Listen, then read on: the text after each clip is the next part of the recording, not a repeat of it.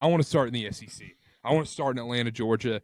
We have Georgia, Texas, a rematch of the mid-October matchup in Austin where Texas lost. Honestly, it felt like a blowout in the spot by multiple scores. Texas in Georgia's backyard. 2.5-point favorite in this spot. They are still favored by 2.5 against Georgia. Guys, I think the line, I'll start with you, Dylan. I think the line's telling us everything we need to know. I think you're right. And looking at some of the deeper stats, Texas versus Georgia, it makes sense. Why Texas is favored, it makes all the sense in the world. You take a look at like EPA per pass, EPA per rush allowed on defense. Like Texas is doing everything right. They have an even strength of schedule. So as we look at these stats, it's not like, oh, well, Texas is playing nobody. Georgia's playing harder teams.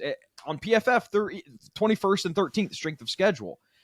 My problem is, on paper, Texas is by far the clear favorite.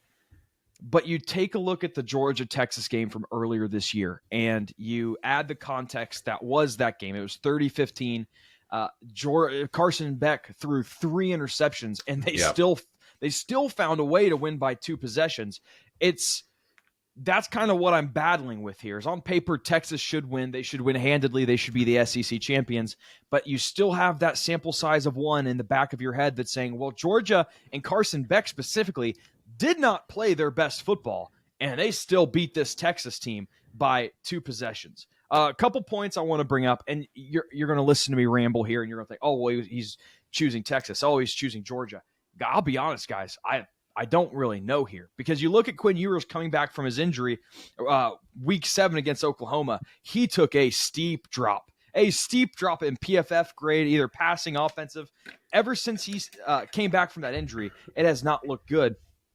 And Carson Beck, he had a stretch there like weeks 8 through 11, Texas, Florida, Ole Miss, where he didn't play that great. But his grades week 12 through 14, he's really turned it on, really, for the most part, the last 3 weeks. I just don't know. Who have they played in those last 3 weeks? Tennessee, UMass, Georgia Tech. Okay. So he was good in the Tennessee game. No, that was good for Carson Beck. Very good. And that's against a good defense, right? We talked about this Tennessee defense. So it's really hard for me to go for a side here. I would lean Texas by personnel groups. This is what I crafted up. Quarterback, Georgia. Wide receiver, it's tough. Quarterback's tough. Wide receiver, Texas. Running back, Georgia. Offensive line, Texas. Defensive line, Texas. Secondary, Texas. I can't get over that first game. I cannot get over that first game and how bad Beck played and the fact that they still won the way they did.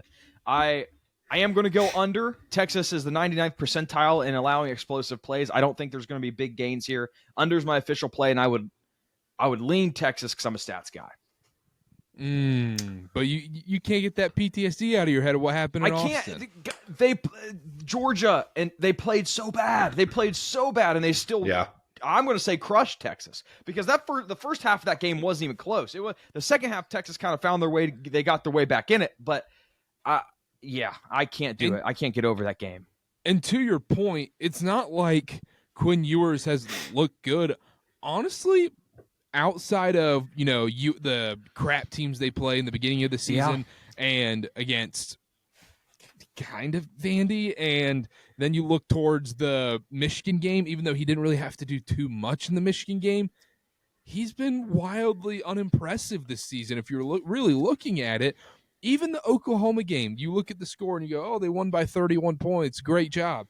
When you watch the game, that should have been a 60-point blowout. He was missing guys left and right, and that's been a theme with him going forward. And I think that's a fair point to be worried about that. Connor, where are you going in this game? So like Dylan said, there is some PTSD from the first matchup with these two teams. However, I think more so than anything, that was like the game from hell for Texas. They were 2 for 15 on third downs. They committed 3 turnovers. I don't see that happening again. We saw Arch Manning come in the first half for Quinn Ewers, and then all of a sudden Ewers starts the second half. It was just back and forth, flip-flopping. I don't think that happens again for Texas. I really don't. I think that was a game from hell. I want to get odds on fans throwing trash on the field to overturn a penalty. Are we going to see that again? Maybe like even odds on that. In Atlanta? But the main thing is for Georgia, Trevor Etienne, their running back, scored 3 scores in the first matchup. He's questionable. Rib injury. he might not even play in this game. I have a feeling he will play, but if he does, he's not going to be 100%. That was their main point of attack against Texas. And Carson Beck, like you said, Dylan, he was awful in that first matchup, and they still won. He was 3 for 12 for 85 yards and 2 picks on passes of 10 or more yards. I have a feeling in this game against Texas, if it's close, he's going to be throwing the ball down the field. He's going to be pressured. He's going to be trying to force the ball down the field. I wouldn't be shocked if he has another couple interceptions in this game. I know he's been better the last few games, but there has been 3 games this year where he's had at least 3 picks. Florida, Texas, Alabama. I wouldn't be shocked if he throws a couple more. Like you said, I had the PTSD also, but I'm willing to write that off as an anomaly for Texas, seriously. I think Texas in the 2.5 is the right play here. A rematch against the only team that beat you this year with an SEC title on the line. You got to think Texas comes out with a lot of intensity and a different level of motivation and focus than they did in the first matchup.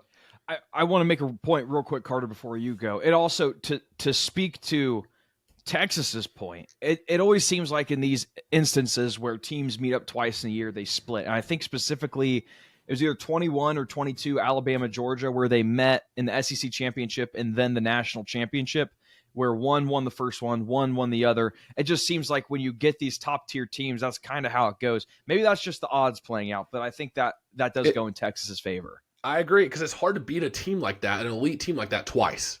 In a 14-week college football season, it's hard to do that twice. And the other point I wanted to bring up for Texas is their first matchup against Georgia, it was pass-happy. They were trying to make ewers do way too much. We saw it in that game. In the win over Texas A&M, their running back, make sure I'm saying this right. Quintravion, was it Wisner or Wisner? Wisner. 33 rushes, 186 yards. Game before that against Kentucky, 26 rushes, 158 yards and a touchdown. They finally established something on the ground. And that's something we didn't see in the first matchup that I think could give Georgia problems. And this Texas defense, this is a top 25 Texas A&M team they just beat. They only allowed 244 yards of total offense. And they had 2 big boy fourth down stops that really changed the momentum of that game. So I love what I've seen from Texas the last few weeks. It's something they didn't have, another element they didn't have against Georgia in the first game. And you also talk about the A&M game. They gave up 0 points in that game. The offense didn't score. It was a lucky pick 6 by Texas A&M. No, I thought Dylan was going to say something, but nice. You're exactly, well, yeah, I thought so too. You're exactly right, and that's something. As the years gone on, I think that it's kind of been shown that the Texas defensive unit is the unit on this team. The offense isn't bad, but the defense, you look at early downs EPA per play, they're second in the nation. Third, fourth down success rate allowed, second in the nation. EPA per pass allowed, second in the nation. 8th in the nation, EPA per rush. Like the Texas defense has emerged as the premier unit on this team, and you complement that with a competent offense, a good offense. That's a recipe for success. I've talked myself into it. I think I'm going Texas. You have to do it. An improved run game, a defense that's going to pressure Carson Beck, who is not great under pressure, that we've seen all year so far. I know he played well against Tennessee, but the sample size of him throwing picks under pressure, we've seen it all year. I think Texas can get pressure, improved run game, and I don't think they're going to ask Quinn Ewers to do too much like they did in the first matchup. I think Texas rolls here. I really do. I think they cover. I think 2.5 is a good number here. Put out the game day graphic. I'm in on Texas. Spoiler alert. That's my parlay pick too. I love Texas in this matchup.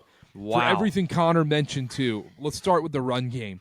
They had nothing going on the ground against Georgia, and throughout almost the entire season, they finally figured it out. The fact Wisner goes 33 rushes, 186 yards against this A&M defense that's honestly a really good defense. Yeah. You have that factor involved. When they're able to get the run going, which they were against Michigan early on, it opens up the play action for Quinn Ewers. That is when he's at his absolute best. And I think that's going to be available. And the other thing, too, is Connor, and Dylan, we talked about this. That Texas defense, I think they're the best defense in the country. And they're going to be able to get pressure on Beck. They did it in the first matchup. They're going to be able to do it again, especially on the outside, on the left and right tackles. And Carson Beck, have you seen how bad his PFF grades are? And just with the eye test added as well, how bad he is when he's under pressure. I mean, it's one of the steepest drop-offs I've ever seen when I've looked at stats, Dylan.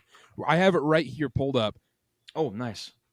Carson Beck kept clean, his passer rating on PFF graded out at a 91 when he's kept clean. Under pressure, 32.6. Yeah, it's brutal. That's that rough. I've never seen a drop off like that. It's horrific. Texas is going to be able to get pressure in this game. This game is going to be won on the defensive side of the ball. Quinn Ewers is not going to be asked to do too much. And even if he is, I think they're going to be able to establish the run game enough to where he has to make a few throws, and I think he'll be fine doing so. I like their wide receivers better, like you mentioned, Dylan. I think the running back, especially if ETN, we don't know his status yet. If ETN's out, I think Texas has the edge at almost every single position, and arguably even quarterback in this case. So I love Texas every which way in this game. There is a reason they are a 2.5-point favorite. I think they take care of Georgia, and I think they get the number 2 spot in the college football playoff. Give me score predictions. I'll go first here. I like Texas to win 23-17. I think a 6-point win for Texas. I think that sounds right. Yeah, I think it's going to be a little bit low scoring. Texas's defense is going to get a couple turnovers, but it's going to be a 6-point game. It's not going to feel as close as maybe the final score looks, though. I think that's my prediction. Dylan, I'm going to go Texas 24, Georgia 14. I'll go Texas 24, Georgia 10. I think this could be a disaster game by Carson Beck. But surely this won't backfire. Caveat. Surely it won't. They still get in the playoff. They still get in the playoff no matter what. So I don't want to see anybody, if Georgia scores 10 points, I don't want to see anybody saying, well, Alabama or Ole Miss or South Carolina maybe jumps Georgia. No. They get in no matter what happens. Alabama beat Georgia. We don't punish conference championship losers on this show. We don't do it. All right. That's fair. Last thing, interesting wrinkle. Texas might use Arch Manning in some of these red zone packages. We saw it last week. Not for nothing. That's an interesting wrinkle where you can run that read option.